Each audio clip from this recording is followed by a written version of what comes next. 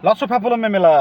तर एउटा सत्य कुरा हो हैन, सुकुम्बासीहरूलाई, गरिब जनताहरूलाई पहिलाको सरकारले लडाइँमा लगाएर जुझ्न लगाएर मार्यो। अहिलेको सरकारले बाध्य बनाएर मार्यो, घरबार उठाएर मार्यो। तर अहिले र पहिलाकोमा के फरक छ र?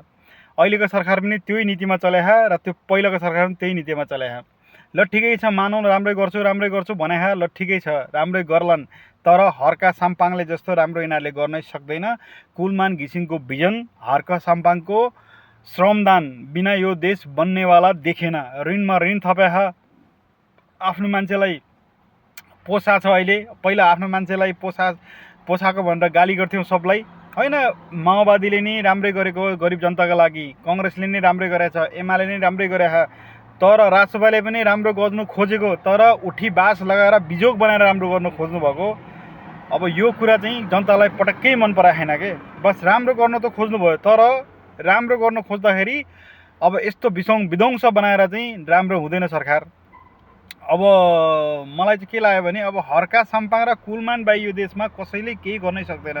हर्का साम्पाङको हर्कावाद, कुलमान घिसिङको उज्यालो अभियान, देशलाई पुरै उज्यालो बनाउने, इलेक्ट्रिसिटीमा निर्भर रहने, त्यसपछि गएर हर्कावाद, श्रमदान गराउने सबैलाई। यो बाहेक कुनै विकल्प छैन।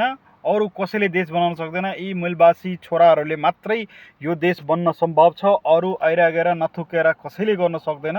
जय नेपाल।